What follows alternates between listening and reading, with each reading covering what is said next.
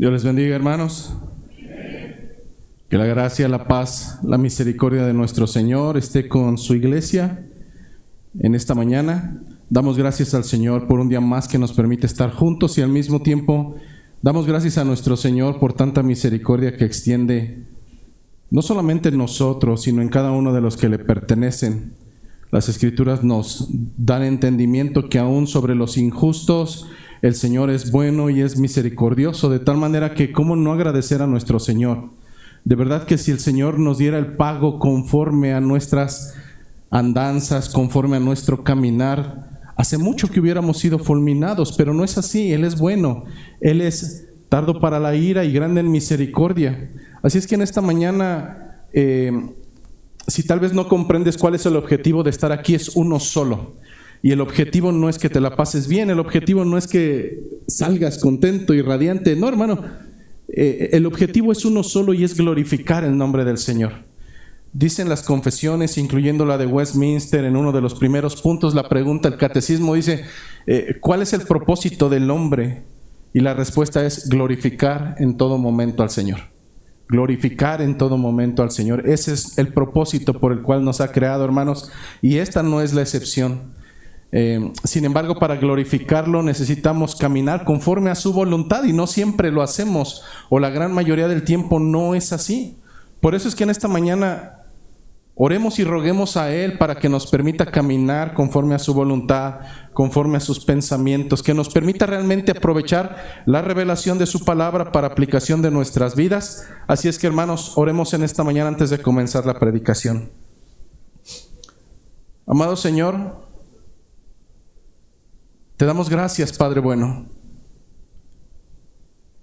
porque en tu misericordia, en tu fidelidad, el día de hoy, aún el día de hoy, Señor, vuelves a tener paciencia con nosotros y misericordia. ¿Cómo es que sé que tienes misericordia? Porque a través de tu palabra me doy cuenta que es así. Que eres lento para la ira, que tardas, Señor, en airarte, pero que al mismo tiempo eres grande, grande en misericordia. Por eso en esta mañana alabo, Señor, tu nombre y glorifico toda esa paciencia que tienes para conmigo, por todo ese amor tan grande, indescriptible. Pues si no fuese por tu amor, Señor, simplemente no estaría aquí, escuchando tu palabra, nutriéndome. Y no solamente es palabra pasajera, sino palabra que no vuelve vacía. Permite, Señor, que el día de hoy, esa misma palabra exhalada por tus labios y que será presentada el día de hoy, llegue hasta lo más profundo del corazón. Hoy, Señor, no le hables al vecino, háblame a mí, háblanos a cada uno de nosotros de manera personal, en primera persona. Que tomemos consejo, que tomemos aliento, que realmente, Señor, caminemos conforme a tu voluntad. Limpia mis labios, limpia mi pensamiento y mi corazón, para que el día de hoy sea expuesta tu palabra con fidelidad, con poder, con autoridad, pero al mismo tiempo con humildad y con denuedo. Prepara también, Señor, los corazones que han de ser alimentados, aún los más duros, aún los más empedernidos, Señor. Ten misericordia hoy de ellos. Te lo rogamos en el nombre de Cristo. Amén. Vamos directamente a nuestras escrituras y vamos a repetir el texto de la semana pasada debido a que avanzamos de una manera muy parcial. Hechos de los Apóstoles, capítulo número 4, versículo 1 al 7. Hechos de los Apóstoles, capítulo número 4, versículo 1 a versículo 7. Dice la palabra de nuestro Señor en esta mañana acerca de Pedro y de Juan los apóstoles. Hablando ellos al pueblo, vinieron sobre ellos los sacerdotes con el jefe de la guardia del templo y los saduceos. resentidos de que enseñasen al pueblo y anunciasen en Jesús la resurrección de entre los muertos. Y les echaron mano y los pusieron en la cárcel hasta el día siguiente, porque era ya tarde. Pero muchos de los que habían oído la palabra creyeron, y el número de los varones era como 5,000. Aconteció al día siguiente que se reunieron en Jerusalén los gobernantes, los ancianos y los escribas, y el sumo sacerdote Anás y Caifás y Juan y Alejandro, y todos los que eran de la familia de los sumos sacerdotes, y poniéndoles en medio les preguntaron: ¿con qué potestad o en qué nombre habéis hecho vosotros esto? Esta es palabra de nuestro Señor. Tomen sus asientos, por favor. En las últimas semanas hemos sido testigos de muchas contrariedades. Y creo que han sido solamente algunos de los destellos de lo que sucede hoy en día, ha sucedido y sucederá con aquellos que proclaman el Evangelio de Jesucristo. No sé en tu pensamiento, pero en el mío las últimas semanas han sido sumamente drásticas, en el sentido de que tal pareciera que la maldad va aumentando de día a día, y pensamos, o al menos pienso y considero, que la maldad en ciertas ocasiones ya no tiene freno. En las últimas semanas hemos visto asesinatos. ¿Y por qué digo pequeños destellos? Porque seguramente no hemos visto noticias, o no son famosas noticias, como que en Nigeria se encuentran masacrando cristianos a diestra y siniestra, y eso no es transmitido a través de las redes sociales, no es noticia de primer mundo porque no hay gente famosa ahí.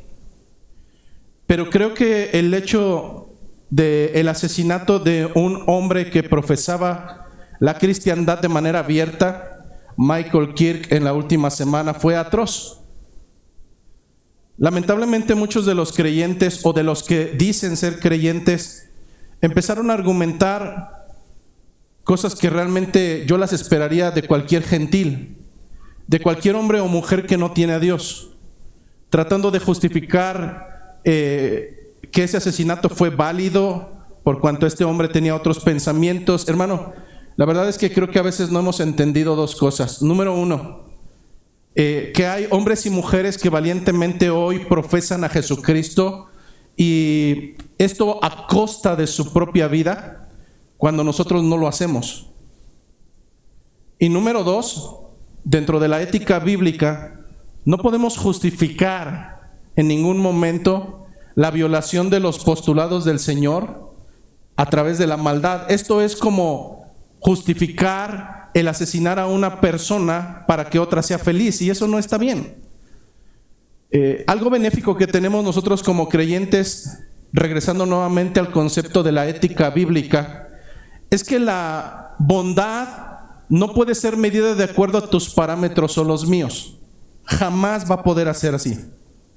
Habrá momentos en los que tú digas: pastor, yo no estoy de acuerdo en que usted el día de hoy traiga botas. Por cierto, traigo botas. Y no por eso estoy pecando, hermano. Y no por eso saldrá alguno de ustedes corriendo de la iglesia y dirá: esto ya está mal. No, hermano. ¿Por qué?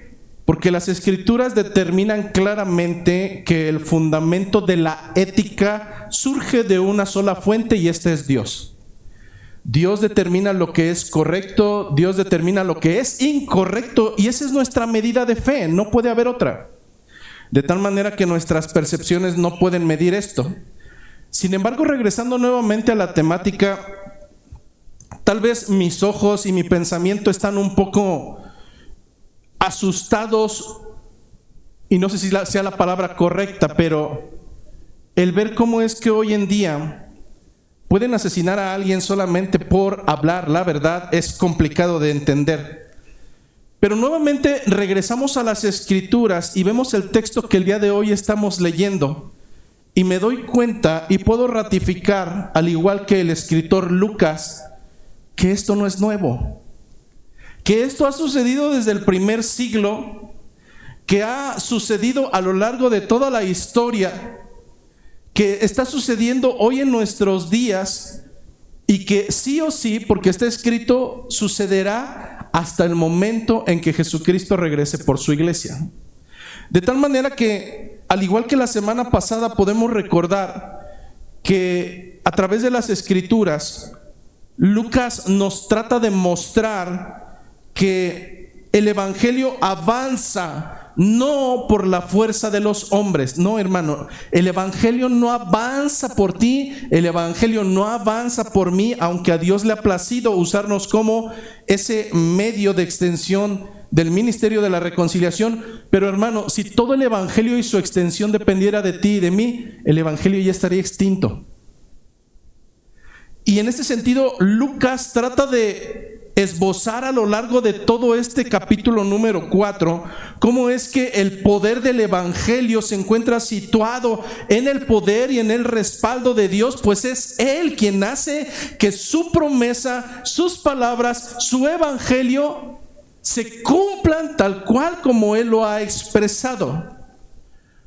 Muchos de nosotros recordaremos previamente cómo es que Jesucristo dejó claridad en esto. El Evangelio tendría confrontación, el Evangelio tendría detractores. Pablo más adelante mencionará en alguna de las cartas a Timoteo que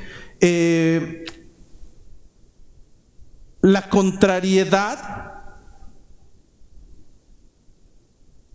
los enemigos del Evangelio surgirán no del exterior, sino del mismo cuerpo de Cristo.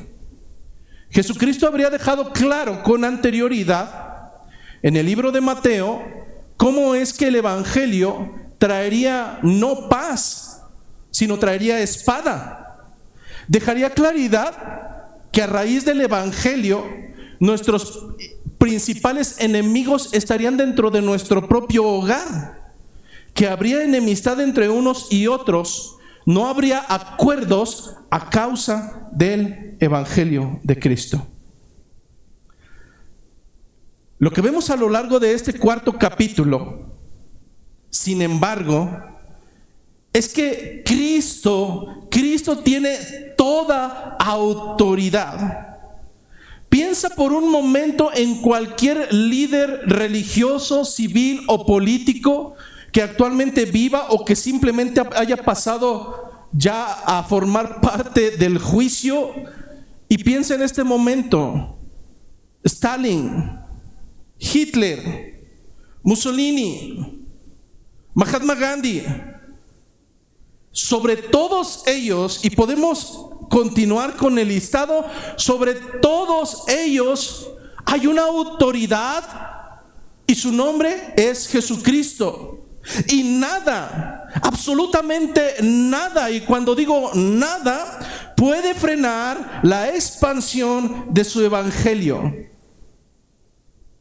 Jesucristo, cuando cuestionaba: ¿quién dice la gente que soy yo?, sus discípulos contestaban y decían: algunos dicen que eres Juan el Bautista, algunos dicen que eres Elías, otros dicen que eres algún profeta. Jesucristo volvía a cuestionar, pues eso era lo que pensaba la gente. Pero ahora pregunta: ¿y ustedes quién dicen que soy yo? Pedro, por inspiración divina, contesta: tú eres el Hijo del Dios viviente.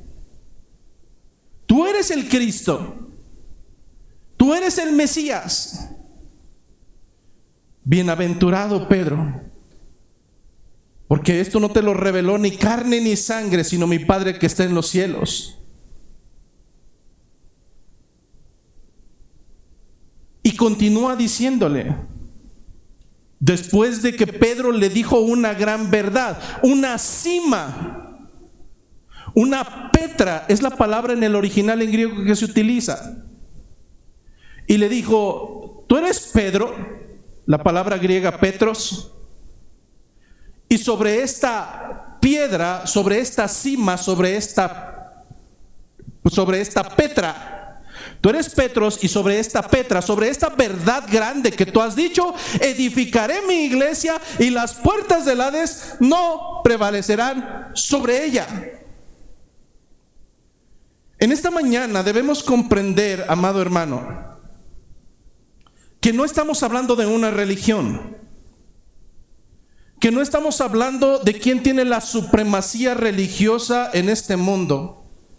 Estamos hablando de un evangelio a través del cual Jesucristo instituyó su cuerpo y del cual espera que se mantenga, porque Él así lo está sustentando.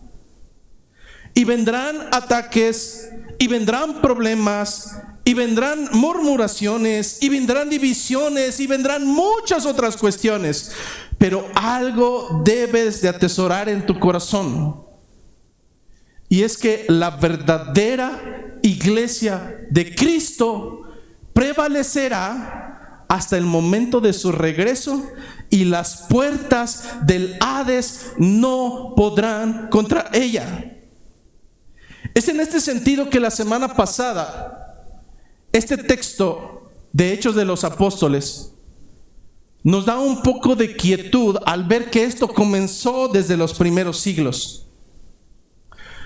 Teníamos previsto la semana pasada abarcar 3 segmentos, de los cuales solamente abarcamos el primero, y me gustaría traerlo a colación nuevamente bajo el entendimiento de tener una breve introducción. Y nosotros veíamos este primer apartado, al cual habíamos titulado El Evangelio siempre tendrá oposición, y veíamos con claridad varias cosas. La primera de ellas es que lo que sucede con Juan y con Pedro no es cualquier cosa, hermano. Piensa por un momento que en ocasiones nuestra cobardía para salir y predicar el Evangelio es que qué tal si me ven feo, es que qué tal si me contestan, es que qué tal si me dejan parado con la mano estirada.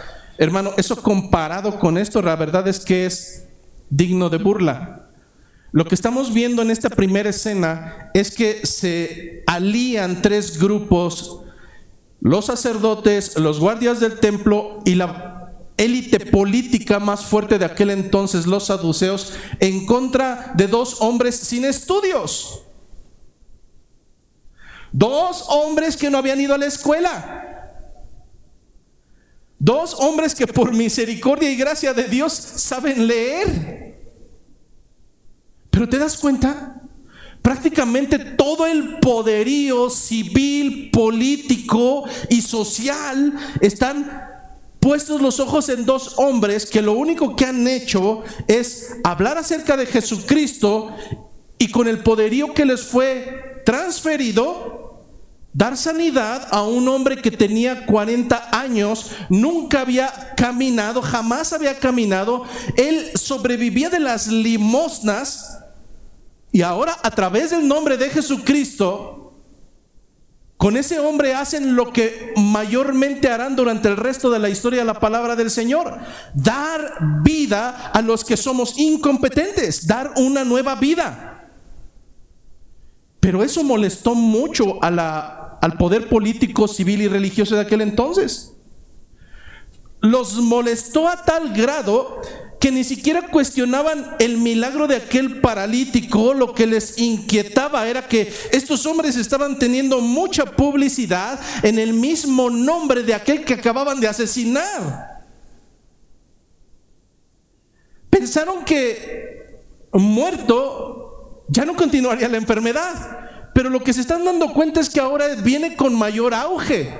Jesucristo comienza con 12. Empezaron a creer hombres y mujeres también, y nos dicen las escrituras que más tarde, poco tiempo más tarde, estamos hablando de los primeros siglos, hermanos. Estamos hablando de la partida de Cristo aproximadamente 15, 20 días después, no más. Y ya no son 12. Nos narra que ahora ya eran 120 hace algunos días, y posteriormente se añadieron 3,000. Solamente contando a los varones. Hermano, esto realmente, viéndolo políticamente, era una plaga la cual había que exterminar. A ellos estaba adhiriendo tanta gente que era imposible no notarlo. Es por eso que ahora Lo que buscan es detener la enseñanza. ¿Te suena? ¿Te suena eso? Es que es lo mismo que estamos viviendo hoy en día, hermano. ¿Hablas acerca de Jesucristo? Pues muy bien, te mato. Es que el mismo escenario se va a repetir una y otra vez hasta el momento en que el total de la revelación de Dios se haya cumplido y Él regrese nuevamente por los suyos. Pero lo que sí te puedo decir, hermano, es que es preferible tener las marcas del Evangelio, aunque esto se traduzca en burla, en menosprecio, en agresión, en muerte. Es preferible morir de esa manera y despertar honrosamente a vivir cobardemente y despertar aún así para condenación. Sí, hermano, lo escuchaste bien. Es preferible vivir de la manera en cómo nos percibe el mundo, como los faltos de capacidad cognitiva, como los que son tan ilógicos que creen por fe, como aquellos que, pobrecitos. Bueno, hermano, es preferible vivir honrosamente con esa bandera delante del mundo, cerrar nuestros ojos y abrirlos recibiendo una corona de gracia por parte de nuestro Señor. Es preferible a vivir como siervos o como servidumbre de los hombres, agradándolos a ellos, cobardemente negando a Jesucristo y aún así despertar para condenación. Estoy totalmente seguro que todos aquellos que han dormido con la esperanza de Cristo lo han hecho con una sonrisa en la boca, sabiendo cuál es su destino. Regresando nuevamente al texto que es el motivo del día de hoy, vemos entonces nosotros que este tipo de enseñanza no concuerda con la élite de poder. No concuerda, no ha concordado y nunca va a concordar. De tal manera que lo que intentan estos saduceos, los guardias del templo y el propio sacerdocio, es tratar de detener la enseñanza. No ponen en tela de juicio la sanación de aquel hombre porque era innegable, pero lo que tratan es detener la enseñanza. ¿Y cómo pueden lograrlo? Solamente arrestándolos. Eso es lo que ellos pensaron. ¿Por qué detener esta enseñanza? ¿Por qué tener cuidado de este tipo de enseñanza? Ellos eran muy pulcros para poder tener credenciales y poder enseñar. Ellos les llamaban maestro o rabí. Un maestro o rabí debería de ser alguien que formalmente hubiese estudiado pulcra y profundamente las escrituras, a tal grado de memorizarlas completamente. De tal manera que un maestro o un rabí sencillamente ante cualquier pregunta podía responder, no como lo hacemos nosotros de que creo, es que considero, como que me acuerdo que hay un versículo. No, hermano, ellos respondían tajantemente con la ley y con la doctrina. Por ello tenían grandes grupos de discípulos. Y en este sentido, en contrapartida, encontramos a dos hombres totalmente de la calle, sin estudios. Y la primera objeción contra ellos, recordando las características de los saduceos, que ellos no creían en la reencarnación, y estos hombres vienen a hablar acerca de un Jesucristo que lo asesinamos hace poco tiempo, no lo encontramos y por tanto argumentan que ha resucitado. Eso era peligroso para el pensamiento saduceo. En este sentido, culminamos la semana pasada en el versículo 3 diciendo que les echaron mano y entonces los pusieron en la cárcel. Concluíamos nosotros que, a diferencia de nosotros que siempre alegamos sobre nuestras circunstancias, un verdadero siervo del Señor no hace eso. Nosotros, no pasa un día en que nuestras pláticas no estén plagadas entre ay, es que yo, y es que yo, y es que yo, y mira cómo me va, y es que las cosas, hermano, Lo que vemos en el escenario de la transcripción y la narración histórica de Lucas es que jamás se centró en todo eso. Bien pudo haber describir cómo era la cárcel, que estaba fría, que era inhumana, que eso no estuvo padre, que qué les pasa, pero no fue así, porque el pensamiento cautivo de Lucas se encuentra en narrar lo que es importante, y lo que es importante en las Escrituras no eres tú ni soy yo. Lo que es importante en las Escrituras es Cristo y su Evangelio. De tal manera que la semana pasada concluíamos que la oposición no es nueva, la oposición es desde los primeros siglos hacia el Evangelio y por tanto seguirá, que por tanto no debemos de sorprendernos el día de hoy como si un fuego extraño estuviera en medio de nuestras vidas. La oposición, sin embargo, bíblicamente no se traduce en derrota. No, hermano. Hay un dicho por ahí que dicen: esto no se acaba hasta que se acaba. Los enemigos del Evangelio pensarán cuando meten a la cárcel, o pensarán cuando asesinan a un emisario de Jesucristo, que han ganado la batalla. La cuestión no es así. Prende por un momento el televisor, y lo que trajo la muerte de este que expresaba a Jesucristo en universidades, no trajo sino como si echaran petróleo, incluyendo a su servidor. Me cuestionaba muchas cosas. Y una de ellas es: ¿cómo nos decimos ser siervos de Jesucristo y somos tan cobardes? Me preguntaba si realmente soy un siervo del Señor, en el sentido de que he renunciado a mi vida y estoy dispuesto a proclamar al Señor independientemente de lo que venga. Y había muchos cuestionamientos, hermano.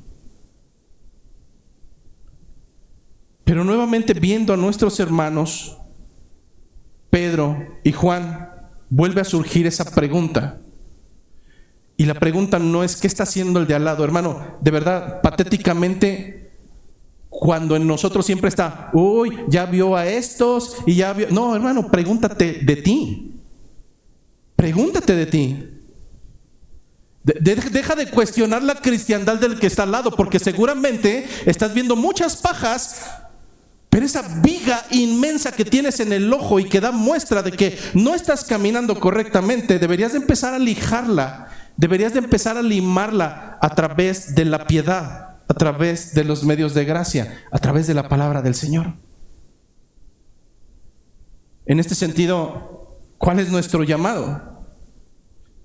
Si las cosas están empezando a poner feas, hermano, ¿cuál es nuestro llamado? ¿Replegarnos? ¿Ir a una cueva a escondernos para que no nos pase nada? No, hermano, eso lo hicieron los monjes durante la historia de la cristiandad. Y eso no funcionó. Eso solamente enclaustró la palabra. Lo que como creyentes debemos hacer es permanecer firmes en la misión que se nos ha encomendado. Lo que debemos hacer como creyentes es confiar de una vez y para todas que en verdad no hay oposición humana que vaya a poder detener al Evangelio de Jesucristo y la obra soberana de Dios. No lo hay, hermano. Esto es como si 10 hormigas, cada que pasa el elefante junto al hormiguero y hace un desastre, dijeran: ahora sí lo vamos a matar. Y si le avientan esas 10 hormigas y una queda en el pescuezo y le dicen: ahórcalo, ahórcalo. No, hermano, eso es patético. Es igual al pensar que alguien en esta tierra puede detener el avance del Evangelio contigo o sin mí. Créeme que el Señor no necesita de ninguno de nosotros. Pero por el contrario, no quiero que lo tomes a mal. Más bien, aunque no necesita de ti ni de mí, el Señor le ha placido darte un lugar especial para llevar las buenas nuevas de salvación para ser ministros del ministerio de la reconciliación. Es así como el día de hoy entramos a nuestros últimos 2 segmentos. El segundo segmento, que fue titulado El propósito de Dios está por encima del de los hombres, el cual abarcaremos solamente el versículo 4. Y finalmente, el tercer apartado, la autoridad de Cristo por encima de cualquier autoridad, el cual concluiremos con los versículos del 5 al 7. Dice el versículo número 4: pero muchos de los que habían oído la palabra, creyeron, y el número de los varones era como 5,000.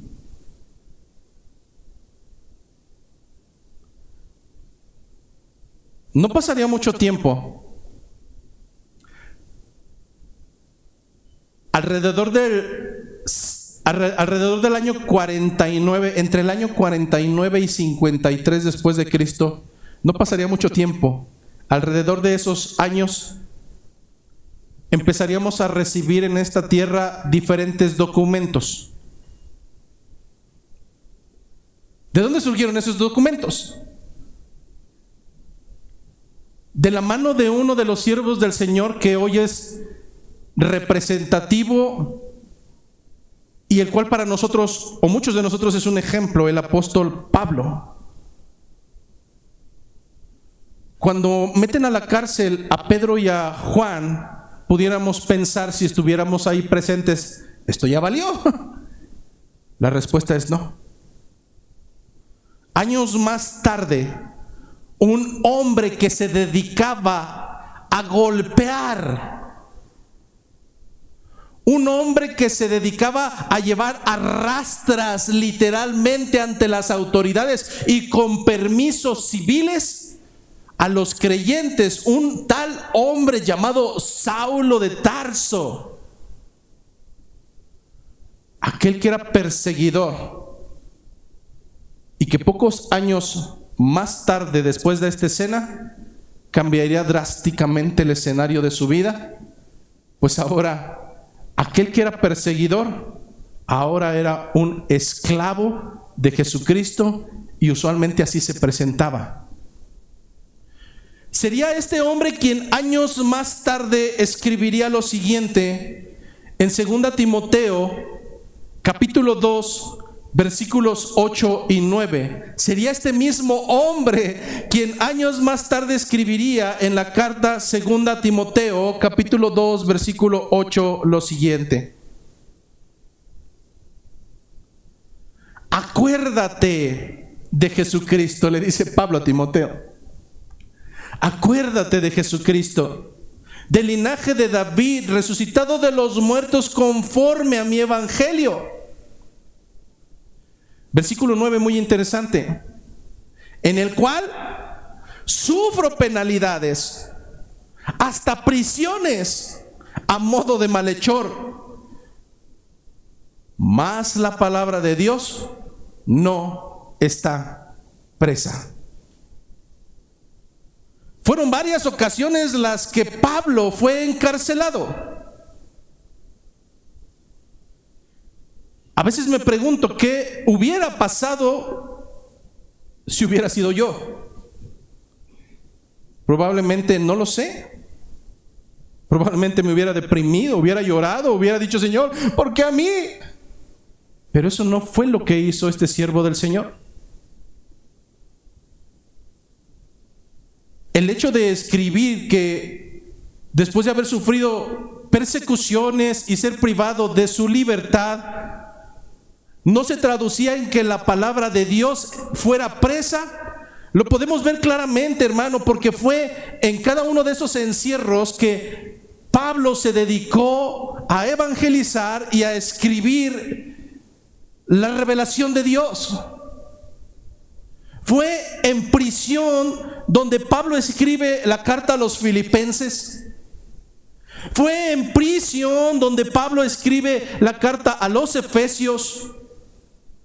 Fue en prisión donde Pablo escribe la carta a los Colosenses. Fue en prisión donde Pablo escribe la carta a Filemón. La palabra del Señor no puede ser cautiva. Pero no solamente escribió al menos 4 de las cartas que hoy son de bendición para nuestras vidas. Durante su prisión no perdió el tiempo, y a él se le adjudican las conversiones a través de la predicación del Evangelio de Onésimo, quien es mencionado en la carta de Filemón. Se le adjudica la conversión de varios soldados romanos que lo cuidaban en la cárcel, y lo podemos encontrar en Filipenses 1:13. Pero además, tentativamente se le adjudica la conversión de algunos de la casa del mismo César. Esto lo podemos encontrar de acuerdo a Filipenses 4:22, de tal manera que el encarcelamiento posterior de Pablo no sería un fracaso, hermano, no sería un fracaso, sino un verdadero triunfo divino, el cual el Señor tenía previsto para alcanzarnos a ti y a mí. Piensa por un momento cómo es que algunos de los exilios, por poner un ejemplo, de aquellos reformadores del siglo XVI, XVII, que fueron perseguidos por otros cristianos también, porque no comulgaban con sus postulados doctrinales, tuvieron que salir huyendo de Inglaterra y llegar a lo que hoy conocemos como Estados Unidos de Norteamérica. Ante los ojos de cualquier persona diríamos: eso es un agravio. ¿Cómo entre mismos creyentes tienen dificultades y tienen esa capacidad de falta de tolerancia? Y pudiéramos decir, eso fue erróneo. A los ojos humanos así sería. A los ojos de Dios, el Evangelio estaba viajando a lo largo de todo un continente para poder llegar a América y comenzar su expansión. Esa es la mano de Dios. Piensa por un momento cómo es que siglos atrás los hermanos de un joven llamado José, teniendo 11 hermanos, no lo soportaban, porque hablaba siempre de una manera extraña para ellos. Les daba a conocer la revelación por parte del Señor. Les hablaba de parte de Dios. Piensa por un momento cómo es que si estuviéramos viendo esa escena diríamos: ¿cómo puede ser posible que sus propios hermanos de sangre, confabulan contra él, lo avientan a un pozo y lo venden? Nosotros conocemos la historia completa y vemos cómo al final de la historia ahora lo ven con ese favor por parte del Señor, y Él no puede sino decirles: ustedes pensando hacerme mal, realmente me hicieron un bien. Y yo cambiaría tal vez esas palabras: ustedes pensándome hacer mal, realmente se están haciendo bien. Debemos comprender, hermano, al igual que con cada uno de estos textos, que la palabra del Señor no se encuentra cautiva, que los enemigos podrán silenciar a cualquiera de los que ellos quieran, aquellos que les causan urticaria y que hacen que rechinen sus dientes, tal vez exclamando: maldito, ya cierra la boca, no te aguanto. Podrán asesinar a cuantos quieran, pero la palabra no es sostenida por los hombres, la palabra es sostenida por Dios.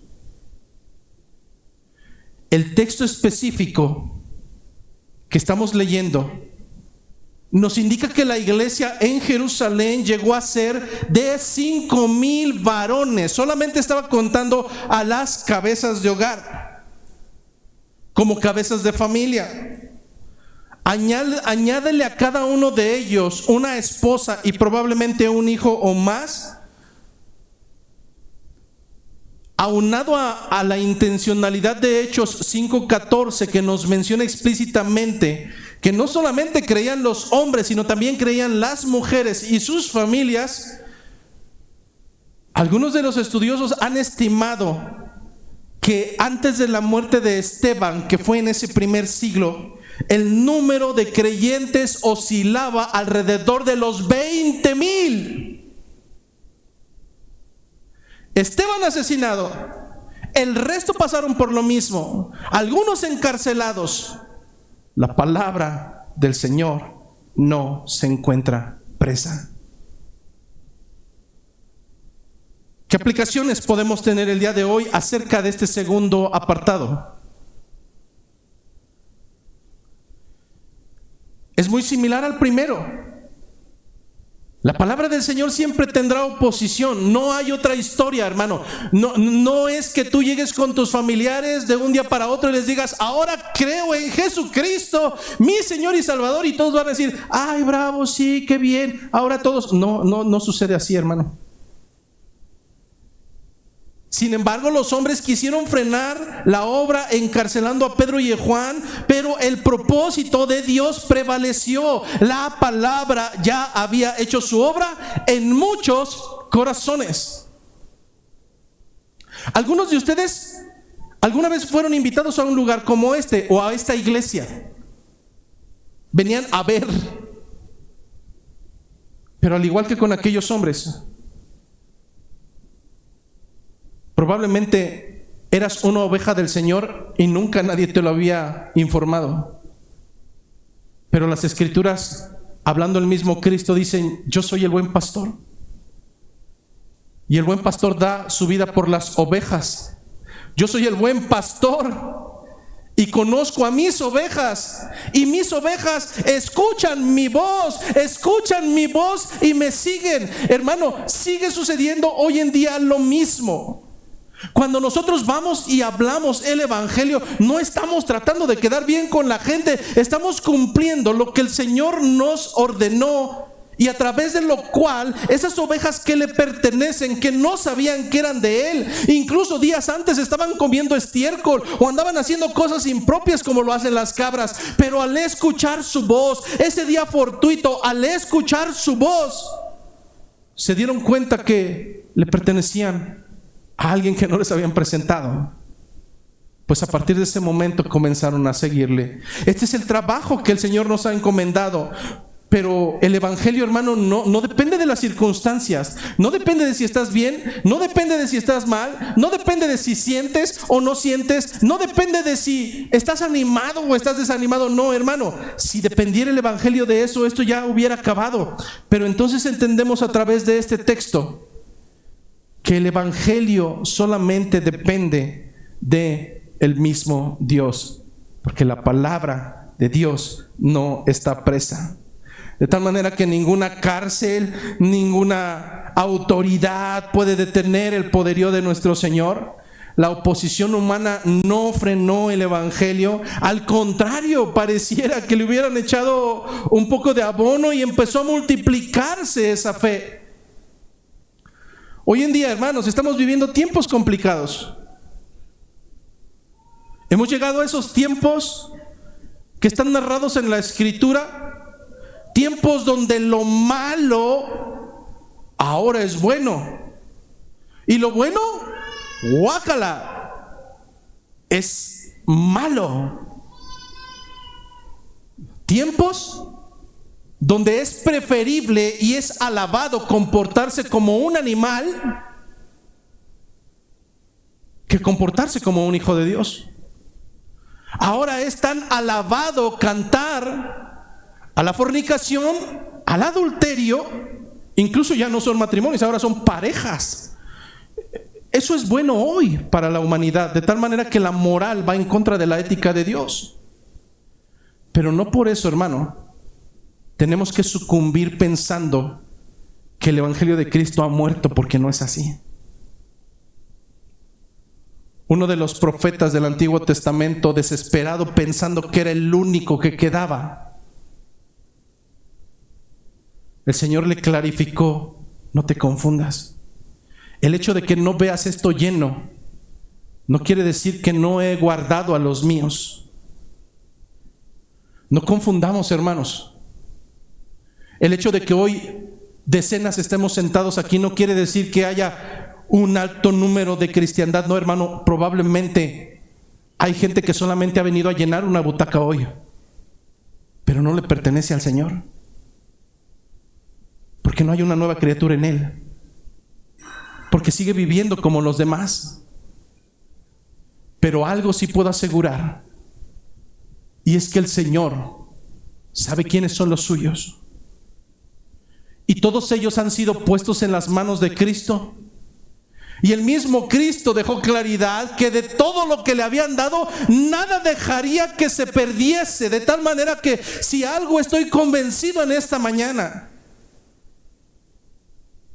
es que si le pertenezco al Señor, el Señor me va a dar permanencia hasta el final de mis días. Por tanto, aunque la cultura se oponga, aunque los gobiernos modernos hoy se opongan, eso no puede restringir nuestra fe. La palabra sigue corriendo aun cuando la quieran detener. Dios continúa llamando a hombres y mujeres fieles para salvación. Por eso, hermanos, no nos atrevamos a medir el éxito de Dios a través de nuestras circunstancias. No nos atrevamos a medir la eficacia del Evangelio a través de nuestras circunstancias, sino a través de la certeza de que Cristo reina y de que Cristo seguirá reinando hasta cuando Él regrese. Por tanto, en este segundo apartado la invitación es clara, hermano. No salgas corriendo como los cobardes. Hermano, ante cualquier cuestión, mantente firme, permanece fiel en la palabra, sembrando, cosechando, confiando en que el Señor dará el fruto en su tiempo. ¿Quién es Pablo? ¿Quién es Apolos? ¿Quién eres tú? ¿Quién soy yo? Simplemente servidores de Dios. Algunos de ustedes sembrarán. Algunos de ustedes probablemente les tocará cosechar. Pero algo es cierto: tú no das el crecimiento, pues el crecimiento solamente lo da el Señor. Tercer apartado. Lucas no nos da detalles de la prisión. Tampoco vuelve a mencionar, o bueno, más adelante mencionará al mendigo, pero ya no acerca de su sanación. Ahora lo que hace Lucas es centrar su atención en el día siguiente, pues va a comenzar a narrar un juicio. Por tanto, lo importante ahora para Lucas es mostrar cómo el Evangelio es confrontado por las autoridades, pero al mismo tiempo esas autoridades se cuestionan: ¿quién es esa autoridad que nos sobrepasa y sobre qué nombre es que están manifestando este tipo de oposición? Nuestro tercer apartado nos dice la autoridad de Cristo por encima de cualquier autoridad. Versículo número 5 y 6. Aconteció al día siguiente que se reunieron en Jerusalén los gobernantes, los ancianos y los escribas. Pero además estaban ahí otras personalidades. ¿Quiénes eran ellos?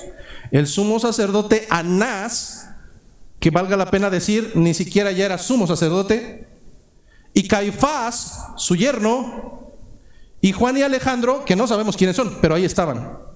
Y todos los que eran de la familia de los sumos sacerdotes.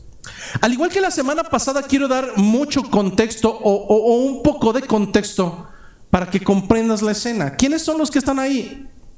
Seguramente en algún momento has escuchado hablar acerca del Sanedrín, pero al igual que en muchas ocasiones has escuchado hablar acerca de Nabucodonosor o acerca de Sadrach, Mesach y Abednego y no sabes ni quiénes son.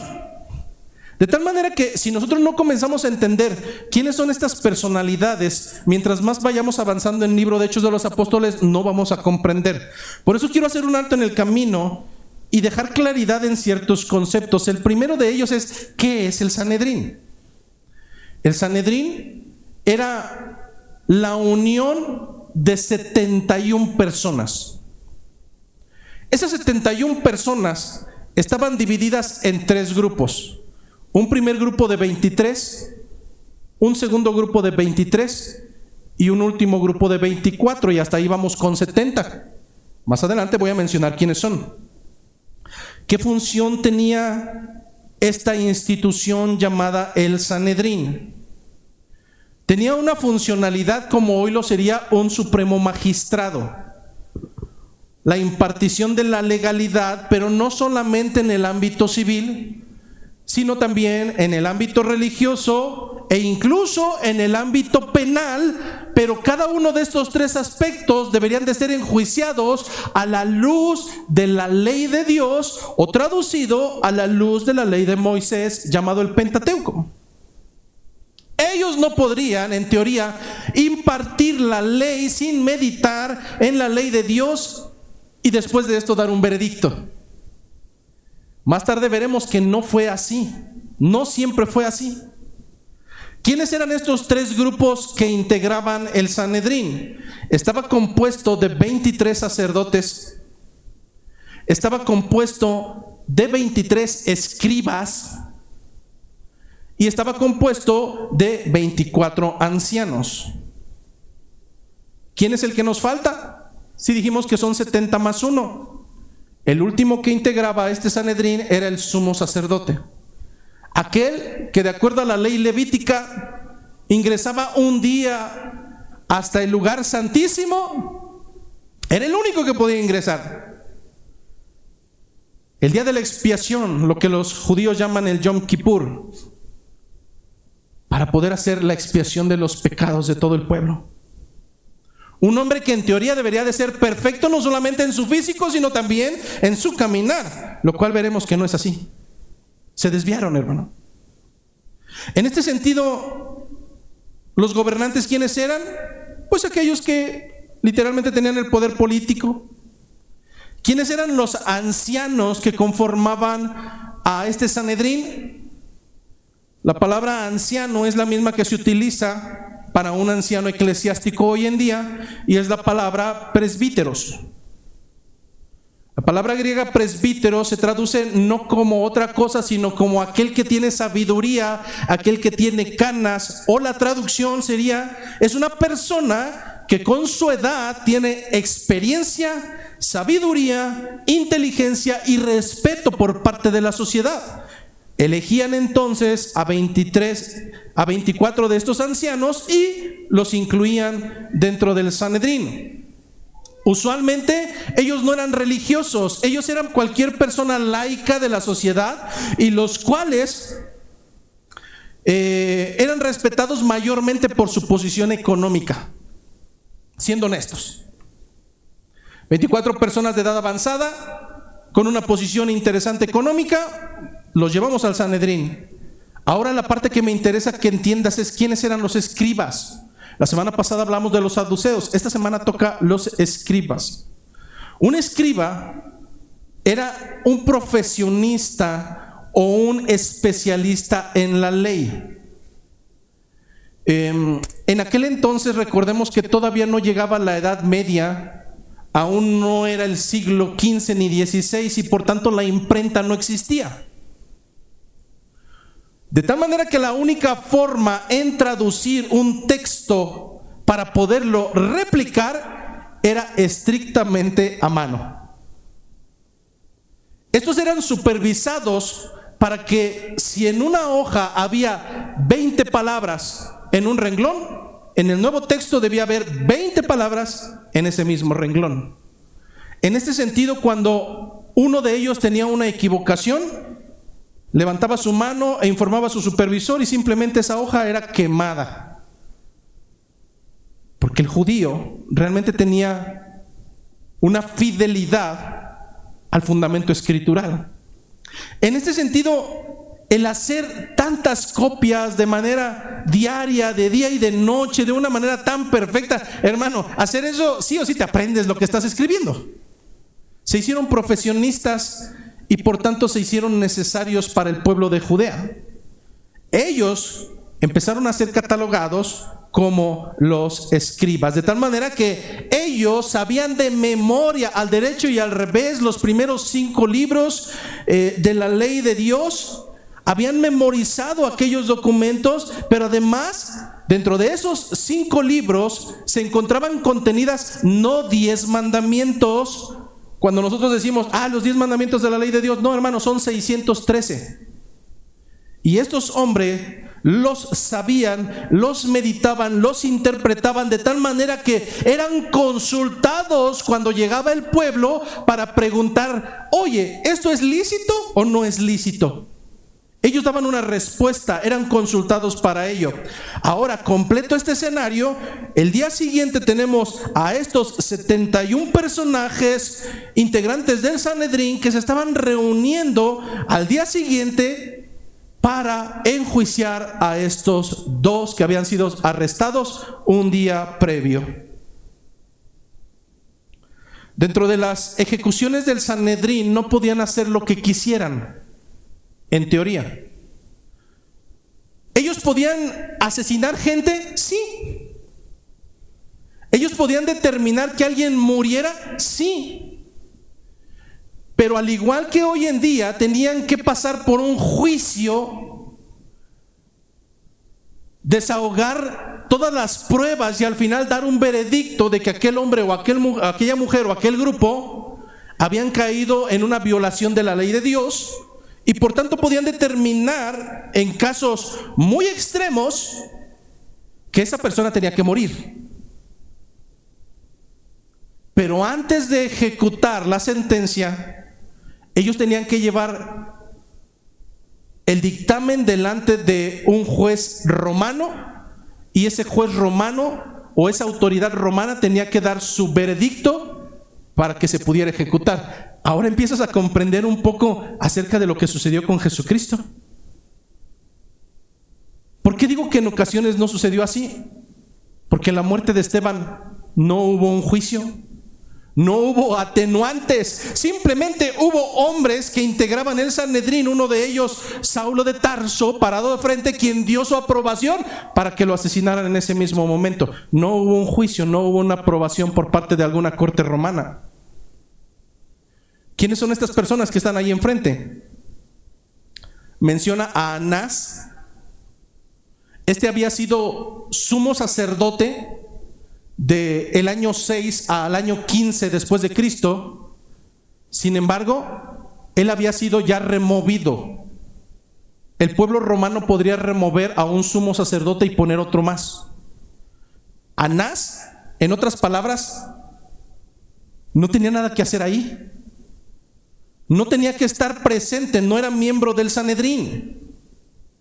Pero lo más curioso es que desde ese momento los puestos eclesiásticos ya tenían un poco de problema, porque siendo o habiendo sido muy importante Anás en su momento y muy respetado, llegó a ser tan influyente que ahora colocó sucesivamente a cada uno de sus hijos e incluso a su yerno. ¿Quién es su yerno? El segundo que se menciona ahí, Caifás. Caifás fue sumo sacerdote del siglo XVIII al siglo 36 después de Cristo, y ahora se encontraba en el cargo para poder enjuiciar a Pedro y a Juan.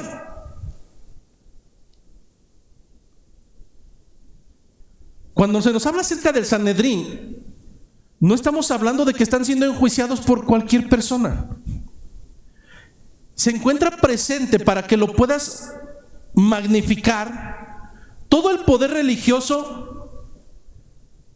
todo el poder político, toda la élite saducea y además toda la familia de Anás. ¿Para qué, hermanos? Para enjuiciar a 2 hombres, para enjuiciar a 2 que no tenían estudios, para enjuiciar a 2 que habían hecho un milagro en bien de la nación. Pues este mismo poder terrenal semanas antes se había levantado contra Cristo y le había emitido la pena de muerte. Es así como concluye, y llegamos al versículo número 7, donde dice que entonces, poniéndolos en medio, les preguntaron: ¿con qué potestad o con qué autoridad o en qué nombre habéis hecho esto vosotros? Imagínate por un momento. Hagamos una equivalencia. Sábado, Alameda Hidalgo, vamos a predicar. ¡Pum! Llegamos 2. Bueno, hermano, el escenario más peligroso que se pueda tornar ahí, nada tiene que ver con esto.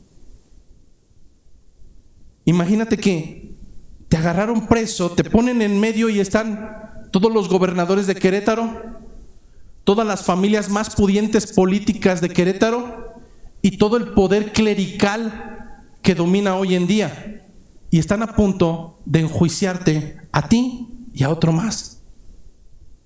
Hermano, o te haces diabético o te pasa algo ahí.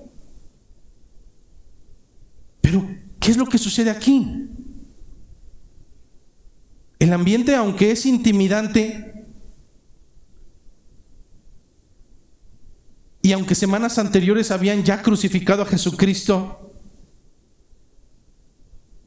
ahora su nombre reaparece. Aún no hemos llegado al versículo donde dan a conocer quién es esa autoridad, pero ellos por anticipado ya lo saben. La pregunta es: ¿con qué autoridad o en qué nombre han hecho todo esto? No están poniendo en tela de juicio el milagro. El milagro ya ni siquiera aparece aquí. Están pidiendo quién es la autoridad. Ustedes son de lo peor de esta sociedad. No pueden hablar de esa manera. ¿Quién los está respaldando? ¿Quién los está llevando a expandir el acto de la resurrección que va en contra de nuestros propios intereses? Lo que está en juego en este momento, hermanos, es literalmente lo que ha estado en juego durante toda la historia, y como nos han visto a los creyentes como aquellos que atentan contra la fuente de poder. Valga la pena entender que ese no es nuestro objetivo. Aunque en muchas iglesias, y me atrevo a decirlo así, la lucha por a ver quién tiene la posición o a ver quién no tiene la posición a veces se vuelve tan drástica que cuando ya no tengo poder, pues simplemente me voy, hermano, o hago problemas. Pero algo tenemos que entender, y es que Jesucristo dejó claridad cuando 2 de sus discípulos le dijeron: Señor, cuando venga tu reino, permite que yo esté a tu derecha y mi hermano a tu izquierda. Otro de los evangelios dice que no iban solos, iba la alcahueta de su mamá, que fue la que le dijo: Señor, cuando esté en tu reino, permite que uno de mis hijos esté a tu izquierda y uno a tu derecha. ¿Qué pasó con los otros 10 que alcanzaron a escuchar? Se pusieron mal, se molestaron. Porque estos 2 estaban pidiendo privilegios en el reino de los cielos. De verdad, hermanos, cuando el corazón está dañado, está dañado. No solamente buscas poderío aquí, buscas poderío allá. Buscar poderío entre nosotros, hermano, es sumamente antibíblico. Jesús respondió de una manera hermosa y dejó claridad. El dar los lugares a mi izquierda y a mi derecha en el reino no lo doy yo, lo da el Padre que está en los cielos. Pero algo sí les aseguró: de la misma copa amarga que yo beberé, ustedes beberán. Jesucristo se voltea y les dice a sus discípulos: en las naciones la gente buscará estar uno sobre otro, pero entiendan, entre nosotros jamás será así. Aquel que quiera ser el mayor de todos, primero póngase a servir a todos los demás. Esa es la grandeza, hermano. Esa es la grandeza en el reino de los cielos. La grandeza no es poderío, la grandeza no es supremacía, la grandeza no es hacer tu voluntad. No, hermano, la grandeza en el reino de los cielos es ser servidor. Eso hizo Jesucristo, y ese es el modelo que tenemos que seguir. Pero estos hombres pescadores galileos No estaban buscando gloria. No estaban buscando supremacía, no estaban buscando un lugar. Ellos estaban allí enfrentando a todas las autoridades a causa de un nombre que es sobre todo nombre, el nombre de Jesucristo.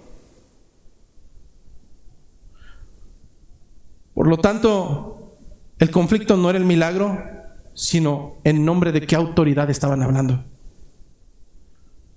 Lo que estaba en juego, hermanos, era la autoridad del Sanedrín o, por otra parte, la autoridad de Cristo resucitado. Llegamos a dos aplicaciones al menos para poder ir culminando esta predicación. Y la realidad es que hoy más que nunca seguimos enfrentando estructuras que van en contra de Cristo. Hace siglos estaban disfrazadas, hermano. Hoy no. Hoy son totalmente descaradas.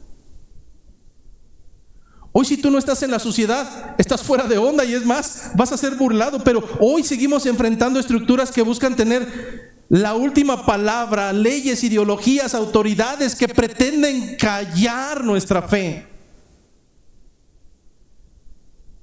Pero la misión y el poder de la iglesia tenemos que entender que no viene de los hombres, sino del Señor resucitado. Por tanto, nuestro llamado no es a vivir bajo el temor de las voces humanas, sino caminar en la certeza de que solo Cristo posee toda la autoridad. Esa es la autoridad en la que hablaron nuestros hermanos, esa es la autoridad en la que nosotros hablamos y esa seguirá siendo hasta su regreso. Su nombre, hermanos, su nombre es sobre todo nombre y por tanto respalda, sostiene su mandato impulsa a anunciar el evangelio y hacerlo sin cobardía y sin vergüenza. La oposición es constante, pero el propósito de Dios prevalece. ¿Por qué razón? Porque la autoridad de Cristo es suprema. Por tanto, tenemos un llamado final en esta mañana: esperar la oposición, porque sí o sí vendrá. Y a veces de los que viven en tu propio hogar, de los que han jurado cientos de veces que te aman con todo su corazón, y que cuando las cosas no concuerden, porque Cristo ahora es tu vida y morir es ganancia, entonces simplemente vendrá el conflicto. Esperar y permanecer fieles, hermano, permanecer fieles, permanecer fieles, permanecer fieles. Cuando tú mueras, habrá uno solo delante de ti. No estará tu mamá. Si la razón por la cual no sigues a Cristo es tu mamá o tu papá o tus familiares o tus amigos, hermano, déjame decirte algo, congregante, asistente, simpatizante, lo que seas, déjame decirte algo: si tu temor es la gente, el último día, tu último suspiro, estarás totalmente solo, desnudo frente al Señor, y no habrá a quien puedas echar las culpas de haberte negado a obrar conforme a fidelidad. Que se van nuestros amigos, hermano, fidelidad. Que te dejan los familiares, hermano, fidelidad. Porque de algo estoy seguro, y es que aunque padre y madre te dejaren, aún con ello el Señor te recogerá. Tenemos que entender que si algo aprecia el Señor es la fidelidad.